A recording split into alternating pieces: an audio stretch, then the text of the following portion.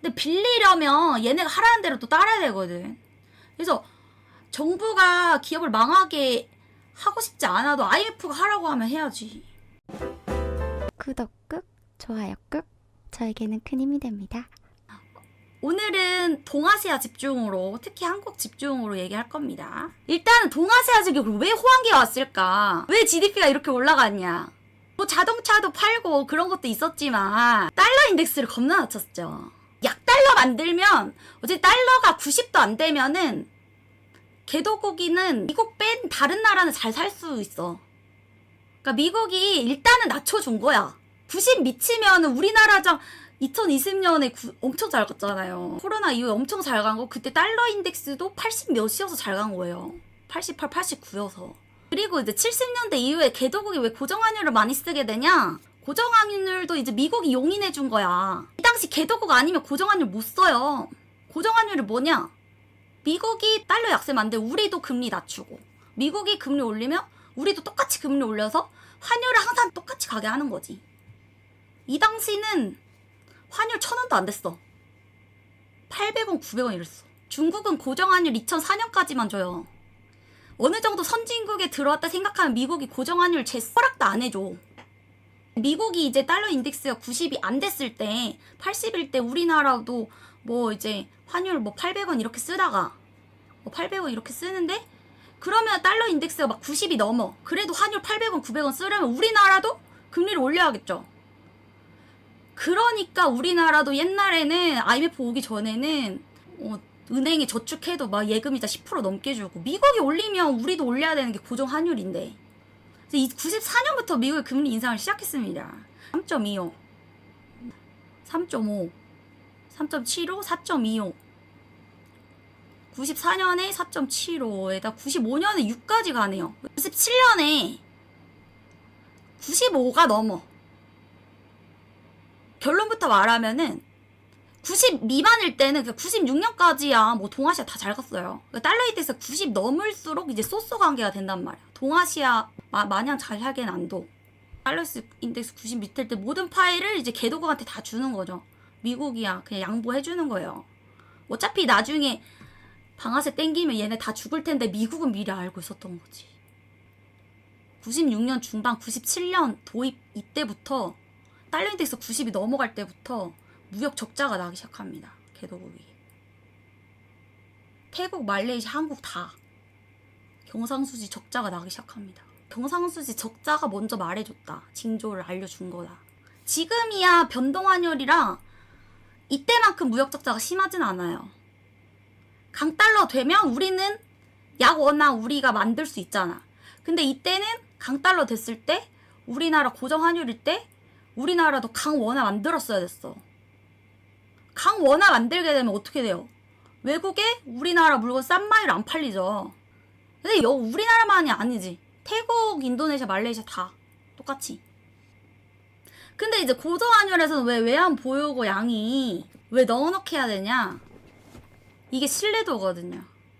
고정환율 자체는 못 사는 나라한테 고정환율 해주는 거잖아. 그래서 중국도 2004년 이후로는 고정환율 안 해주잖아. 우리나라는 고정환율 이제 IMF 이후로는 안 쓰죠. 그게 이제 개도국이라는 인식이 있고 못 사는 나라라는 인식이 있기 때문에 신뢰를 확보하려면 외환 보유고가 많아야 돼요.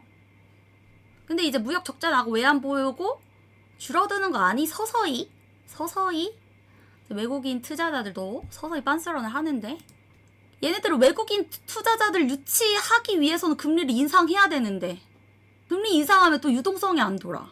그래서 태국 같은 경우는 이도저도 금리를 올려야 되나 내려야 되나 하다가 태국은 유동성이 너무 없으니 결국에 금리를 인하해버리거든요. 그게 시작이 된 거야. 지금 외환보유가 양은 이제 우리나라도 10위 안에 들긴 하네요. 근데 이게 발단이 시작된 건 홍콩의 주권 이양으로. 이게 참 지정학적인 요소도 다 봐야 돼. 7월 2일날 본격적으로 빤스런 사태가 일어나는데 그 하루 전에 홍콩의 주권이 중국에 양도하는 배경을 얘기해드리면, 청나라 때 뺏긴 거거든요. 아편 전쟁 하고 나서 이제 다른 나라랑 모여서 이제 합의해서 좀 얘기 나온 게 영국이 영구로 갖는 거 말고 99년만 임대하는 식으로. 그렇게 1898년에 99년만 임대할게라는 계약을 해가지고 97년 7월에 양도가 된 거야, 중국 걸.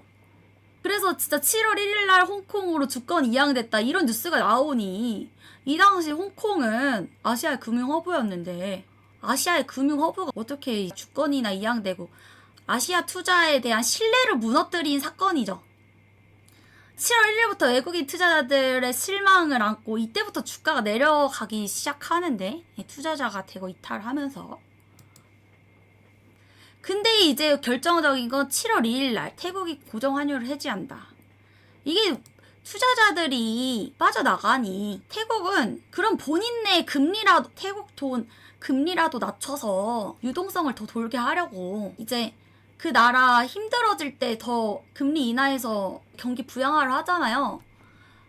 이미 태국도 힘들어진 상태였기 때문에 고정환율 해지하면서 금리를 팍 인하해버리니 투자자 더 빤스런이 시작됩니다.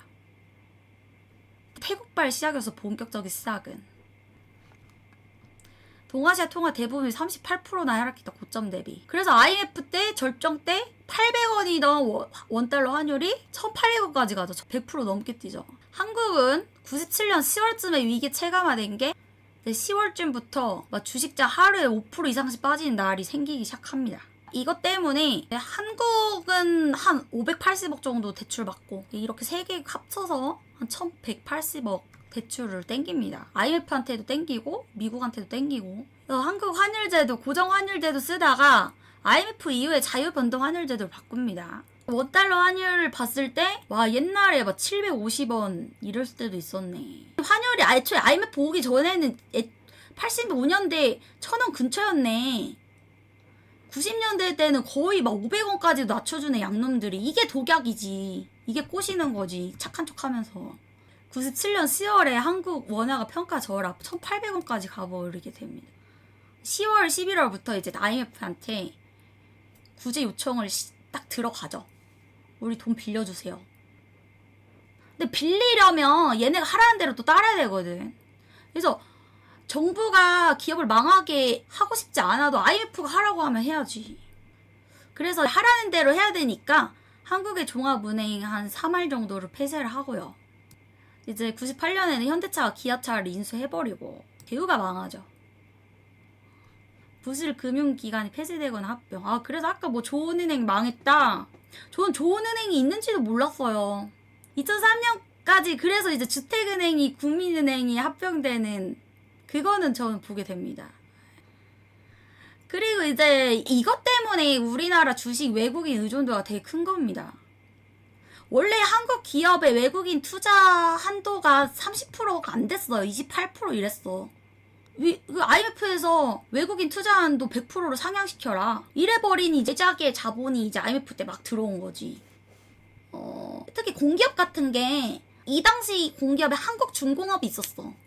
근데 IMF 때 두산중공업 바뀌는 거 두산이 사가가지고 돈 많은 민간 기업 있으면 걔가 사가면 되는데 돈 많은 민간 기업 없으면 이제 외국인이 사가게 만드는 거지. 정부 지분은 팔고 그 정부 지분으로 이제 IMF 빚 갚는 데 쓰고.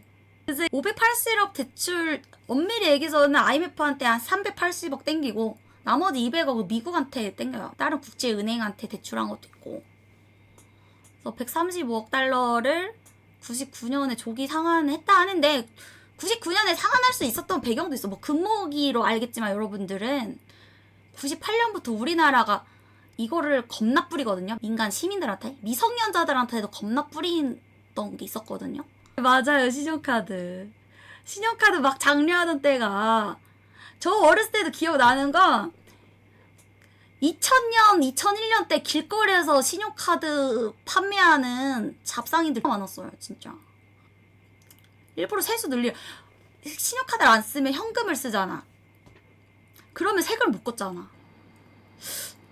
그리고 이제 남은 액수를 2001년까지 상환은 해서 뭐 2001년 8월에 IMF에서 이겨냈다 했다 하는데 신용카드로 소비를 장려시킨 거야. 국민들이 원래 저축률이 되게 높아서 IMF 터지기 전에 저축을 안 하고 소비하게 만든 거예요. 신용카드로.